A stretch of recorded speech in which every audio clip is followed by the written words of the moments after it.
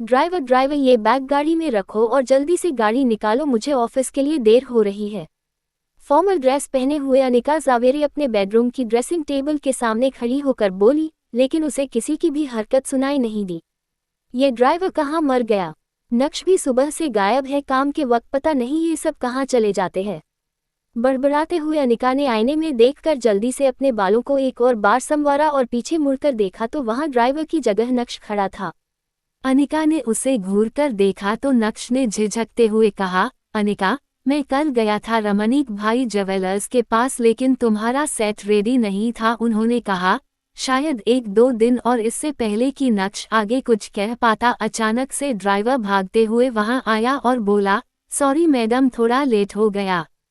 ये सुनते ही अनिका आग बबूला होकर बोली, कोई काम एक बार में क्यों नहीं होता? तुम लोगों से दिन भर बस टाइम पास करते रहते हो, मजाल है जो तुम लोग कोई काम ढंग से पूरा कर दो, बस बहाने बनाने आते हैं, सबके सब एक जैसे हैं, कामचोर। ये कहते हुए अनिका ने नक्श की ओर देखा और नक्श ने तुरंत ही अपना चेहरा नीचे कर लिया। तभी ड्राइवर ने सर झुकाकर धीमी आवाज में कहा, सॉरी मैडम, आगे से ऐसा नहीं होगा। हाँ, सॉरी माय फुट। ये कहने के बाद जैसे ही अनिका अपना बैग उठाने लगी तो नक्श अनिका की मदद करने के इरादे से बोला, लाओ मैं ले लेता हूँ। लेकिन इससे पहले कि नक्श बैग उठा पाता, अनिका ने बैग उठाकर ड्राइवर की तरफ बढ़ा दिया और नक्श को पूरी तरह से इग्नोर करके वो कमरे से निकल गई। नक्श चुपचाप खड़ा उसे कमरे से जाते देखता रह गया था। कुछ देर शांत खड़े रहने के बाद जैसे ही नक्श पीछे मुड़ा, उसकी नज़र टेबल पर रखी एक फाइल पर पड़ी। जाहिर सी बात है अनिका वो फाइल अपने बैग में रखना भूल गई थी। जैसे ही यह ख्याल नक्श को आया वैसे ही उसने जल्दी से वो फाइल उठाए और अनिका के पीछे भागा। नक्श नीचे ड्राइंग रूम में पहुंचा तो उसने देखा अनिका किसी से फोन पर बात करती हुई हॉल से बाहर जा रही थी। जब हड़बड़ाते हुए नक्श तेजी से अनिका की तरफ बढ़ा तो वहीं पास में सोफे पर बैठी छोटी इका की कजन भाग्या की नज़र उस पर पड़ी और ईवल स्माइल के साथ उसने नक्श के रास्ते में अचानक से अपनी टांग गड़ा दी। नक्श ने अपना बैलेंस खो दिया और वो सीधा जाकर अनिका की मां चित्रा से टकरा गया जो हाथ में ग्रीन टी लिए सोफे की तरफ बढ़ रही थी। नक्श की टक्कर से ग्रीन टी चित्रा के कपड़ों पर फैल गई थी। ये देखते ही नक्श के होश उड़ गए और चित्रा की आंखें फटी की फटी रह गई। वहीं दूसरी तरफ भाग्या ये देखकर बड़ी मुश्किल से अपनी हंसी रोकने की कोशिश करते हुए बोली, ओ माय गॉड, ये क्या कर दिया तुमने? दूसरी तरफ नक्श चित्रा के गुस्से से पूरी तरह से वाकिफ था। उसे पता था कि अब उसकी शामत आना तय है। तुरंत ही नक्श ने माफी मांगते हुए कहा, सॉरी, वो मैं अनिका को फाइल देने जा रहा था और आप बीच में। इससे पहले कि नक्श अपनी बात कह पाता चित्रा अपना आपा खोते हुए बोली, अच्छा तो मैं साहबजादे के रास्ते में आ गई, इसमें भी मेरी ही गलती है ना? उद्धरण चिन्ह। भाग्या को एक और मौका मिल गया और वो तुरंत ही चित्रा के पास गई। बड़ी माँ, आप ठीक तो है? अरे कोई जल्दी से डॉक्टर को बुलाओ। इस आदमी ने बड़ी माँ के ऊपर गरम गरम चाय गिरा दी।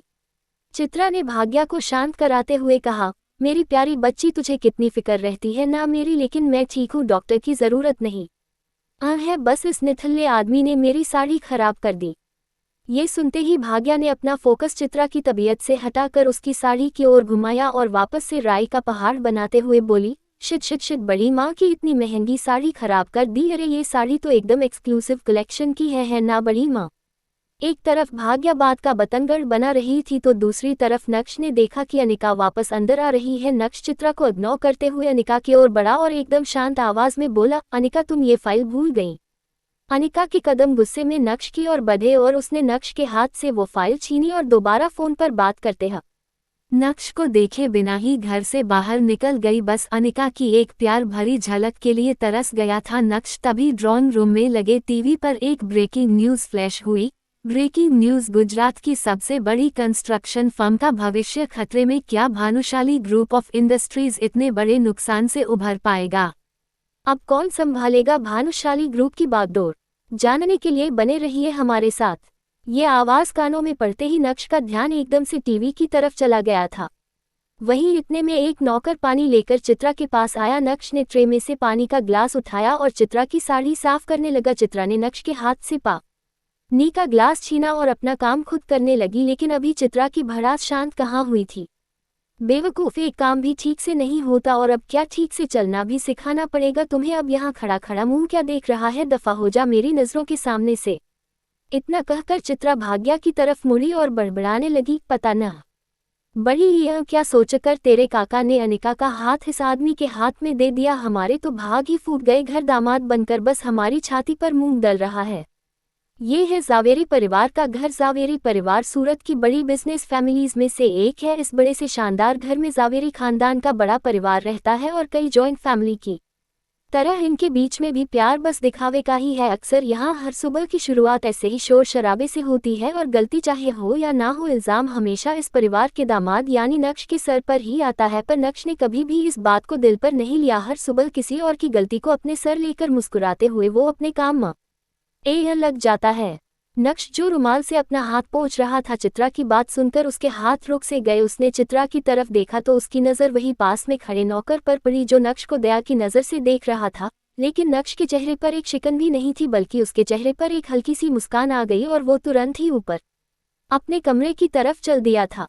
सीढ़ियां चढ़ते हुए भी नक्श का ध्यान टेलीविजन पर चल रही ब्रेकिंग न्यूज़ पर था। वो भानुशाली ग्रुप के लॉस में होने की खबर सुनकर सोच में पड़ गया था। तभी चित्रा भी टीवी की वॉल्यूम बढ़ाते हुए बोली, हे माँ, भानुशाली ग्रुप तो सूरत का ही नहीं बल्कि पूरे गुजरात का सबसे बड़ा बिजनेस एम्पायर है। भला इनके साथ ऐसा कैसे हो सकता है?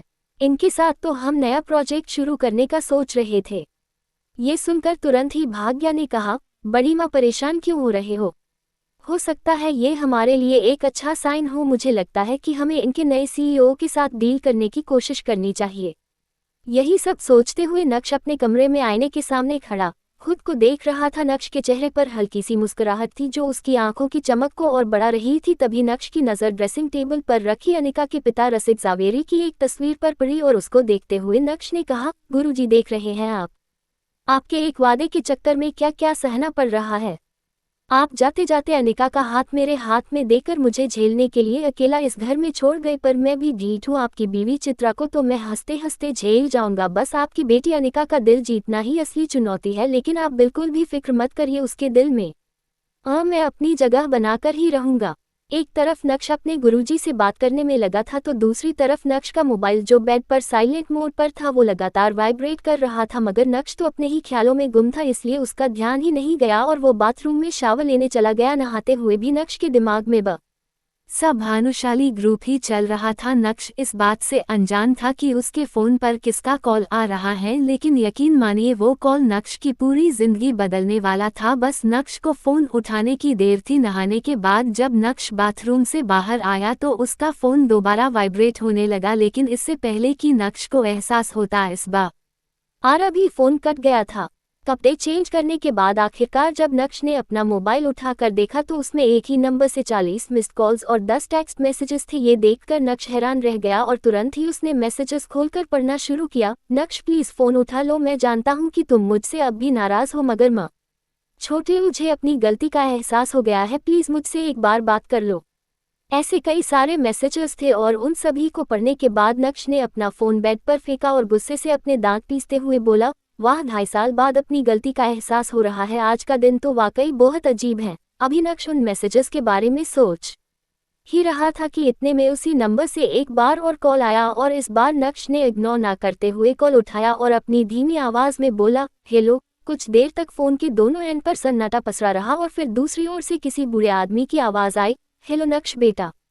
कुछ सेकंड्स तक नक्श खामोश रहा और उसके बाद कड़क अंदाज में बोला, हेलो मिस्टर यशवर्धन। अपना नाम सुनकर वह बूढ़ा आदमी थोड़ा सा कपकाया, लेकिन यशवर्धन ने फिर से प्यार से शुरुआत की, कैसे हो तुम, मुझे तुम्हारी बहुत याद आती है बेटा। उस आदमी की बात सुनकर तुरंत ही नक्श ने एक तंज कसते हुए कहा, अच्छा, आपको मेरी याद आने में पूरे 2.5 साल लग गए, इतनी याद आती है आपको मेरी। नक्श का टोन सुनकर वो आदमी पूरी तरह से चौंक गया, लेकिन अपने होश संभालते हुए उसने फिर से बोलना शुरू किया, इन 2.5 सालों के हर दिन हर रात मैंने तुझे याद करते करते ही मैंने कैसे अपने आप को संभाला है मैं ही जानता हूँ। शायद मैं यही डिजर्व भी करता हूँ। जो कुछ भी मैंने किया या अपने आंखों के सामने होने दिया उसी का नतीजा है ये सब। तेरी तस्वीर को रोज देखकर बस रोता रहता हूँ और खुद को कोसता हूँ कि कैसे मैंने अपने सामने यह अन्याय होने दिया। नक्श को यशवर्धन की बात सुनकर रत्ती भर भी भरोसा नहीं हुआ। उसने कुछ देर ठंडे दिमाग से सोचने के बाद जवाब दिया, मुझे पता चला मार्केट में जो खबरें चल रही है। ये सुनते ही यशवर्धन एकाएक खामोश हो गए, जैसे मानो नक्श ने उनकी चाल पकड़ ली हो। हाँ, लोग तो तरह तरह की बातें बनाते रहते हैं। यशवर्धन के मुंह से यह शब्द आहर आए, लेकिन इस बार उनकी आवाज में चिंता साफ सुनाई पड़ रही थी। एक पॉज लेने के बाद यशवर्धन ने अपनी आवाज में नरमी लाते हुए कहा, मैंने तुम्हें काम की बात करने के लिए कॉल नहीं किया बेटा, बस मुझे तुम्हारी आवाज सुननी थी। मैं तुम्हें जानता हूँ, तुम्हारा दिल कितना बड़ा है, चाहे जितनी भी बड़ी गलती हो तुम अपने मन में या बैर रखने वालों में से नहीं हो। नक्श अपनी हाजिर जवाबी दिखाते हुए बोला, कुछ लोग अक्सर बड़े दिल वालों को बेवकूफ़ समझने की गलती कर देते हैं, पर आप ठहरे यशवर्धन, आप ये गलती तो बिल्कुल नहीं करेंगे। क्यों? सही कहा ना। ये सुनकर यशवर्धन समझ गए थे कि उनका काम इतनी आसानी से नहीं पूरा होगा। इतना ही नहीं, नक्श ने अपनी आवाज़ सख्त करते हुए आगे बोलना जारी रखा, आप लोगों ने जो मेरे साथ किया उसके लिए मैं आप लोगों को माफ़ करके आगे बढ़ चुका हूं, पर उस बात को मैं कभी भुला नहीं सकता। मुझे आप लोगों से अब कोई रिश्ता नहीं रखना। यशवर्धन ने फिर से कोशिश करते हुए कहा, इतना कठोर तो नहीं था मेरा नक्श। मैं अपनी नई जिंदगी में खुश हूँ। आप क्यों मुझे वापस उस जगह बुलाना चाह रहे हैं जिस जगह ने मुझे सिर्फ दर्द ही दिया है? नक्श ने अपनी बात पर अड़े रहते हुए कहा। नक्श की बात सुनकर यशवर्धन थोड़ा इमोशनल हो गए। क्या तेरा दिल नहीं करता मेरा चेहरा देखने का, मुझसे मिलने का? बस एक बार मिल ले बेटा, पता नहीं अब कितने दिन हैं मेरे पास। यशवर्धन बहुत अच्छे से जानते थे कि नक्श चाहे अपना दिल जितना भी सख्त कर ले, लेकिन इस बात पर वो पिघल ही जाएगा। नक्श स्ट्रॉन्ग हेडेड था, पर नहीं, एक बार और आखिरी बार। नक्श ने यशवर्धन की बात मानते हुए कहा। नक्श की बात सुनकर जैसे यशवर्धन की उम्मीदें दोबारा जाग उठी और वह चहकते हुए बोले, थैंक यू बेटा, मैं तेरी फेवरेट डिशेस बनवा के रखूंगा, जो भी तुझे पसंद है वो। नक्श ने तुरंत ही यशवर्धन की बात को काटते हुए कहा, कोई ज़रूरत नहीं है। मैं घर नहीं आऊँगा, हम ऑफिस में मिलेंगे बिना किसी ताम झाम के। ठीक है, तो कल सुबह मिलते हैं, मैं तुम्हें लेने के लिए अपनी गाड़ी भेज दूंगा। वैसे तो यशवर्धन को नक्श का अंदाज पसंद नहीं आ रहा था, लेकिन अभी यशवर्धन को नक्श की बहुत ज़रूरत थी और यही वजह थी कि वो नक्श की सारी बातें मान भी रहे थे। कोई ज़रूरत नहीं है, मुझे पता है भानुशाली ग्रुप ऑफ इंडस्ट्रीज़ का ऑफिस कहाँ है, मैं पहुँच जाऊँगा, बाय। इतना कहकर नक्श ने फ़ोन काट दिया था। बीते 2.5 सालों में कभी भी यशवर्धन ने नक्श से कांटेक्ट नहीं किया था। 2.5 सालों से नक्श भानुशाली ग्रुप से भी बाहर था, तो अब जब भानुशाली ग्रुप डूब रहा है तो यशवर्धन को नक्श की याद क्यों आ रही थी? ये सोचकर नक्श और भी ज़्यादा कंफ्यूज्ड हो रहा था। तुरंत ही नक्श ने अपना लैपटॉप बाहर निकाला और इंटरनेट की हेल्प लेते हुए भानुशाली ग्रुप में चल रही हलचल जानने की कोशिश की। ऐसे तो नक्श के हाथ में भानुशाली ग्रुप को लेकर कुछ हाथ नहीं आया, लेकिन उसके हाथ में ऐसा कुछ आ गया। आज इसे देखने के बाद नक्श की आंखों की चमक 4 गुना बढ़ गई थी। हा हा हा हा हा हा हा हा हा हा हा हा हा। जोर जोर से हंसते हुए नक्श ने चिल्लाया, काय पोचे। बिस्तर से उठकर नक्श पागलों की तरह नाचने लगा था। वो भूल गया था कि यह घर उसका नहीं है, वो तो बस इस घर का घर जमाई है। अब इस पागल को क्या हो गया है? क्या इसमें कोई माता वाता तो नहीं आ गई? नक्श के हंसने की आवाज़ सुनकर चित्रा का दिल बाहर आ गया था। नक्श ने ऐसा क्या देख लिया था? आखिर नक्श इतना क्यों फड़फड़ाने लगा था? उसके हंसने के पीछे का राज क्या था? यशवर्धन को 2.5 साल बाद नक्श की जरूरत क्यों पड़ी थी? क्या नक्श भानुशाली ग्रुप को डूबने से बचा सकता था? अगर हाँ, तो क्या नक्श बचाने वाला था? यशवर्धन और नक्श की मीटिंग में क्या होगा, जानने के लिए पड़े। नक्श की हंसी और नाचने का पागलपन रुकने का नाम नहीं ले रहा था और दूसरी तरफ चित्रा का दिल बेचैन हुए जा रहा था। ये देखकर भाग्या बोली, तमे छोड़ो नी बड़ी माँ, ढोकलो खाओ ढोकलो, उस आदमी के पीछे समय क्यों बर्बाद करना। ना जाने नक्श के हाथ में क्या लग गया था, लेकिन उसके दिन की शुरुआत तूफानी हो गई थी। भाई साहब अपने कमरे से बाहर आने का नाम नहीं ले रहे थे। सुबह से शाम हो गई, लेकिन रह रहकर नक्श का पागलपन अभी भी जावेरी खानदान के घर में सुनाई दे रहा था। वो अलग बात है कि अब उस पागलपन को सुनने वाला कोई नहीं था। अगले दिन सुबह ऑफिस आवर्स शुरू होते ही नक्श भानुशाली ग्रुप के ऑफिस जा पहुंचा। अचानक नक्श को ऑफिस में देखकर भानुशाली ग्रुप के एम्प्लॉइज शॉक्ड रह गए थे और इसी के साथ उन्होंने फुसफुसाना शुरू कर दिया। अरे देखो देखो, ये तो नक्श है ना, लेकिन ये यहाँ क्या कर रहा है? मैंने तो सुना है कि आजकल ये गरीबों से भी बदतर जिंदगी जी रहा है। अभी लोगों के बीच में कानाफूसी चल ही रही थी कि तभी एक आदमी ने कहा, मुझे लगता है कि यह बड़े साहब से नौकरी मांगने आया है। हा हा हा हा। एक तरफ भानुशाली ग्रुप के कुछ लोग नक्श का मजाक बना रहे थे, तो दूसरी तरफ कुछ ऐसे भी लोग थे जिन्हें नक्श के डैड पर बहुत भरोसा था और वो सभी नक्श को देखकर बहुत खुश थे।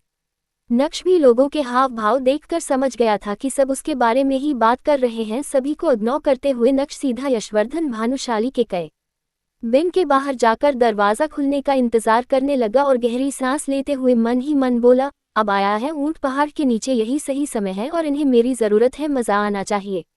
भले ही नक्श को कैबिन के बाहर से अंदर का कुछ भी नहीं दिख रहा था, लेकिन कैबिन में बैठे यशवर्धन को भी नक्श का बड़ी बेसब्री से इंतजार था। उन्होंने जैसे ही अपने कैबिन पर किसी के आने की आहट सुनी, वो फौरन अपनी कुर्सी से उठकर कैबिन से बाहर देखने की कोशिश करने लगे। फिर कुछ सोचने के बाद दरवाज़ा खोलने पहुंच गए। अब यशवर्धन, भानुशाली और नक्श एक दूसरे के आमने सामने खड़े थे, लेकिन दोनों में से किसी के भी मुंह से शब्द का एक दाना भी बाहर नहीं निकला था। यशवर्धन और नक्श की इस मीटिंग को देखकर ऑफिस के बाकी एम्प्लॉइज भी हैरान हो गए कि अब आगे क्या होगा। तभी यशवर्धन भानुशाली ने अपनी एक नज़र पूरे ऑफिस में घुमाई, जिसे देख सभी ने अपने चेहरे झुका लिए थे, लेकिन उनकी क्यूरियोसिटी शांत होने का नाम नहीं ले रही थी। यही वजह थी कि वो लोग फिर से चोरी छिपे उन दोनों को देखने लगे। इतने में यशवर्धन भानुशाली ने नक्श का हाथ पकड़ा और कहा, चलो अंदर आओ नक्श बेटा, हम आराम से बैठकर बात करते हैं। नक्श बेवकूफ़ नहीं था, यशवर्धन के इस इशारे को वो अच्छे से समझ पा रहा था। यशवर्धन भानुशाली के कहने पर नक्श कैबिन के अंदर बढ़ चला था। नक्श, जो कल तक चित्रा और अनिका के ताने सुन रहा था, वो आज भानुशाली ग्रुप के चेयरमैन के आलीशान कैबिन में बैठा हुआ था। यशवर्धन भानुशाली ने जब नक्श को ध्यान से देखा तो उनकी आंखें भर आईं और वो नक्श को निहारते हुए प्यार से बोले, नक्श बेटा कैसे हो तुम? क्या तुम्हें कभी मेरी याद नहीं आती? नक्श को यशवर्धन भानुशाली की भावुक बातों से कोई फर्क नहीं पड़ रहा था, क्योंकि उसे पता था ये सब एक दिखावा है। इसलिए वो बड़े ही सरल और सीधे अंदाज में बोला, मेरे ख्याल से हमें अब सीधा काम की बात पर आना चाहिए। ये सब बातें तो आप कल मुझसे कर ही चुके हैं मिस्टर भानुशाली। उद्धरण चिन्ह। नक्श का ऐसा रूड बिहेवियर देखकर यशवर्धन दंग रह गए और लगभग रोते हुए नक्श से बोले, नक्श बेटा तुम मेरे पोते हो, मैं समझ सकता हूँ कि तुम मेरे साथ ऐसा क्यों कर रहे हो। आखिर गलती मेरी ही है और मुझे अपनी गलती की सज़ा मिलनी भी चाहिए, लेकिन मैं बताना चाहता हूँ कि मैं अपनी उस एक गलती की सज़ा पिछले कुछ सालों से हर रोज़ भुगत रहा हूँ। नक्श पर यशवर्धन भानुशाली की इमोशनल बातों का ज़रा भी असर नहीं हुआ और वापस से मुद्दे की बात करते हुए बोला, हम दोनों ही बहुत अच्छे से जानते हैं कि हम यहाँ ये सब बात करने के लिए नहीं आए हैं। बेहतर होगा कि आप डायरेक्ट काम की बात करें, नहीं तो मैं चलता हूँ। इतना कहते ही नक्श अपनी कुर्सी से उठकर जाने लगा कि तभी यशवर्धन ने उसका हाथ पकड़ लिया और हड़बड़ाते हुए बोले, नक्श बेटा प्लीज़ मत जाओ, भानुशाली ग्रुप को तुम्हारी ज़रूरत है, मुझे तुम्हारी ज़रूरत है। क्या तुम अपने दादाजी को माफ़ नहीं करोगे? उद्धरण चिन्ह। वैसे तो नक्श को बहुत गुस्सा आ रहा था, लेकिन उसके पास भी यही एक मौका था जहां वो खुद की जिल्लत भरी जिंदगी को बदल सकता था। यही सोचकर उसने अपने कदम पीछे लिए और चेयर पर जाकर बैठ गया। तभी यशवर्धन ने नक्श की ओर देखा और कहा, बेटा मैं जानता हूं कि आज से कुछ साल पहले मैंने तुम्हारे पापा के साथ कुछ ज्यादा बड़ी ही सख्ती दिखाई थी, लेकिन अब मैं अपनी गलती सुधारना चाहता हूं। तुम्हारे पापा ने जिस कंपनी को इतना बड़ा बनाने में अपना खून पसीना एक कर दिया, वो आज डूबने की कगार पर आकर खड़ी हो गई है। मीडिया वाले पहले ही बात का बतंगड़ बना चुके हैं, जिससे अब हमारे क्लाइंट्स भी जाने लगे हैं। नक्श ने अपने दादाजी को इतना लाचार और असहाय आज से पहले कभी नहीं देखा था। उनकी आंखों में आंसू देखकर उसे ये एहसास हो गया कि वो झूठ नहीं बोल रहे हैं, बल्कि उन्हें सच में उसकी ज़रूरत है। मगर नक्श भानुशाली ग्रुप के सीईओ दर्पण भानुशाली यानी अपने चाचा को बिल्कुल भी पसंद नहीं करता था। अपने दादाजी की बात सुनकर नक्श को उन पर दया आने लगी। तुरंत ही नक्श ने अपने दादाजी से कहा, अच्छा बताया आप मुझसे क्या मदद चाहते हैं? यशवर्धन ने थोड़ा हिचकिचाते हुए नक्श से कहा, मैं चाहता हूं कि तुम ये कंपनी ज्वाइन कर लो और अपने पापा की तरह ही इसे संभालो। नक्श ने कुछ देर सोचा और फिर बोला, इसका मतलब आप चाहते हैं कि मैं चाचा जी के अंडर काम करूं? यशवर्धन ने धीरे से अपना सर हिलाते हुए कहा, हम।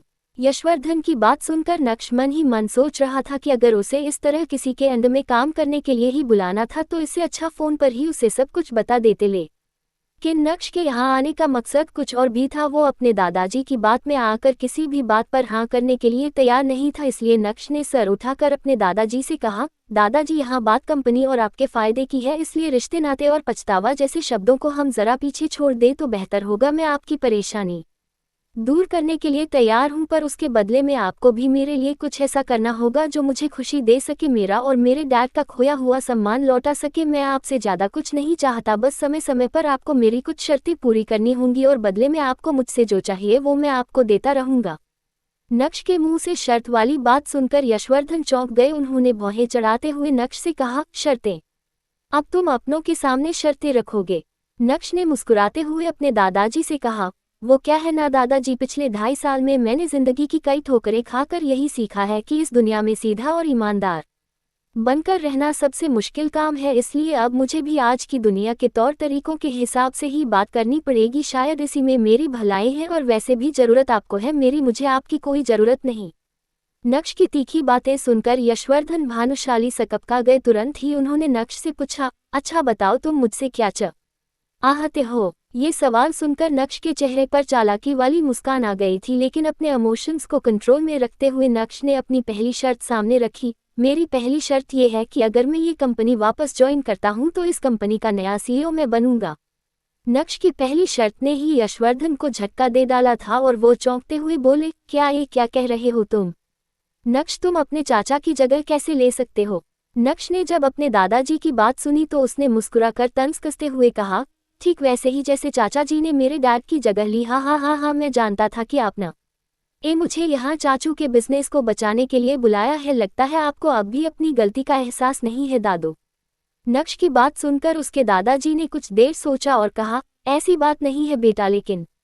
और इसी के साथ यशवर्धन सोच में पड़ गए। होश संभालने के बाद यशवर्धन ने कहा, अच्छा ये बताओ कि तुम्हारी बाकी की शर्तें क्या हैं? नक्श ने अपनी दूसरी शर्त बताते हुए कहा, मेरी दूसरी शर्त यह है कि मैं कंपनी में वापस तभी आऊंगा जब मुझे काम करने की पूरी फ्रीडम मिलेगी। मुझसे कोई सवाल नहीं करेगा कंपनी का पैसा कहाँ जा रहा है, कहाँ से आ रहा है, ये सब कुछ मेरे जुरिसडिक्शन में होगा। नो इफ नो बट शर्तें अभी खत्म नहीं हुई हैं और शायद कभी होगी भी नहीं। इस कंपनी को मेरे हिसाब से चलना होगा।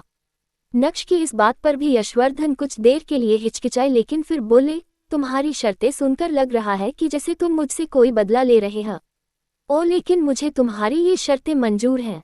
मौके के दस्तूर को नक्श अपने हाथों से नहीं जाने दे सकता था, इसलिए आज कठोर होकर उसने दिल की सारी भड़ास अपने दादाजी के सामने बाहर निकाल दी थी। और किस्मत देखिए, आज समय भी नक्श का साथ देता हुआ नजर आ रहा था। नक्श का ये रूप यशवर्धन ने पहली बार देखा था। उन्होंने तो नक्श को बहुत सीधा साधा समझा था और उन्हें लगा था कि नक्श से बात करना बहुत आसान होगा, लेकिन मिलने के बाद उनकी सोच पूरी तरह से गलत साबित हुई थी। शायद उन्हें भी समझ आ गया था कि नक्श को सब पता चल गया है। वैसे क्या पता चल गया है, उसके लिए आपको थोड़ा और इंतजार करना होगा। यशवर्धन ने अपनी टेबल पर रखा पानी का ग्लास उठाया और पानी पीने के बाद नक्श से कहा, मैं नहीं जानता कि तुम्हारी इन शर्तों से तुम्हारे चाचा पर क्या असर पड़ेगा, लेकिन सच बताऊं तो मेरे पास और कोई ऑप्शन भी नहीं है। तुम अगले हफ्ते से भानुशाली ग्रुप के नए सीईओ की पोस्ट पर ज्वाइन कर सकते हो। बात खत्म होते ही यशवर्धन ने सर झुका लिया, लेकिन नक्श भी वहां पूरी तैयारी के साथ आया था, इसलिए नक्श ने अपने दादाजी के सामने एक एग्रीमेंट पेपर रखा और उसे साइन करने के लिए कहा। एग्रीमेंट पेपर देखते ही यशवर्धन ने अपनी नज़र उठाए और नक्श से कहा, यह क्या है? क्या तुम्हें मुझ पर भरोसा नहीं?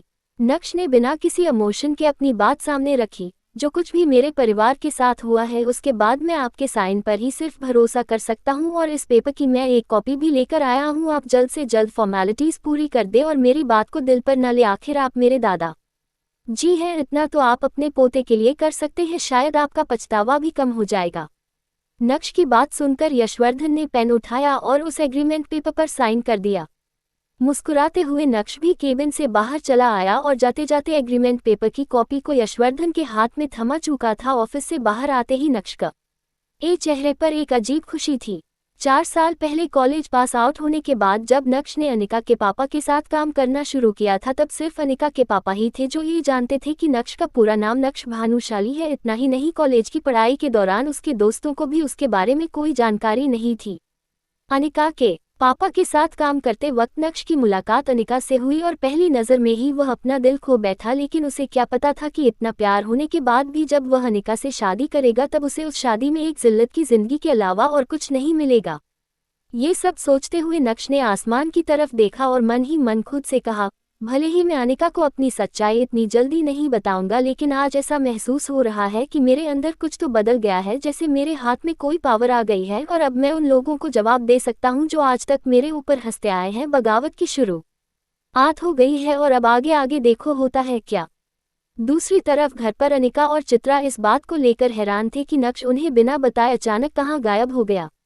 चित्रा सोफे पर बैठी टीवी देख रही थी और अनिका एक कोने में बैठी लैपटॉप पर अपने ऑफिस का कुछ काम कर रही थी। अनिका ने चित्रा से कहा, मम्मी नक्श कहाँ है? क्या आपको कुछ बताकर गया है? चित्रा ने अनिका की बात का जवाब देते हुए कहा, मन्हें खबर न थी, कल से उसका रूप बदल सा गया है, राक्षसों की तरह हंस रहा है, नाच रहा है, किसी को उसके बारे में कुछ नहीं पता। अनिका, वो मंचला होता जा रहा है, मुझे लगता है कि उसे लाइन पर लाना ही पड़ेगा। लाइन पर लाना पड़ेगा? यानी चित्रा और अनिका मिलकर नक्श के साथ क्या करने का सोच रहे थे? और क्या वो नक्श का अब कुछ बिगाड़ भी पाएंगे? नक्श के बारे में ना तो अनिका कुछ जानती थी और ना ही नक्श के दोस्त। आखिर इसकी क्या वजह रही होगी? क्या नक्श को भी साइलेंट और वायलेंट रहना पसंद था? वैसे नक्श के नाचने और राक्षस की तरह हंसने के पीछे का क्या कारण था? क्या लॉटरी लग गई थी भाई साहब की? जानने के लिए पढ़े